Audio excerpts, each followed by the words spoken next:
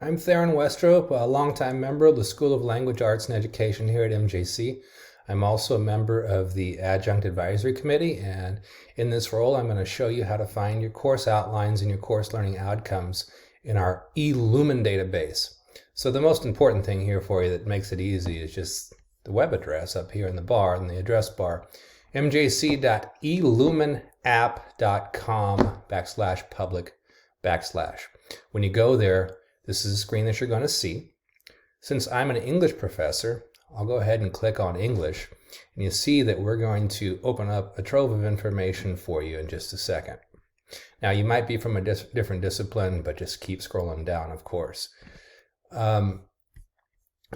Here we have, once we click on English, for instance, we have all the courses listed that we offer and some that are on their way out, frankly, but what we have to begin with are the grammar courses moving into our literature courses here. Let's focus on a composition course. I typically teach 103. So I'll click here, then open up this box, and then once there, click on the course outline report, and you're going to be amazed at what you see unfold here. Okay. So there is a ton of information.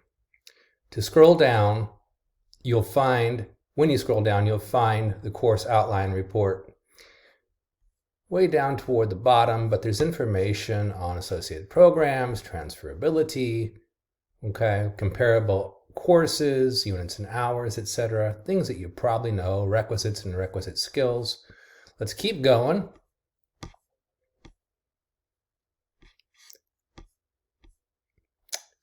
Here we have our learning outcomes and objectives. This is something that you can copy and paste and put into your syllabus. And here is our course outline. I'm not going to go through this with you. It's just obvious, and it'll help you understand what the course is. And of course, you can contact any member of the Adjunct Advisory Committee or me personally if you have any other questions. That's it for now. I just wanted you to have access to our learning outcomes and our course outlines, and that's how you do it. We'll see you in the hallways.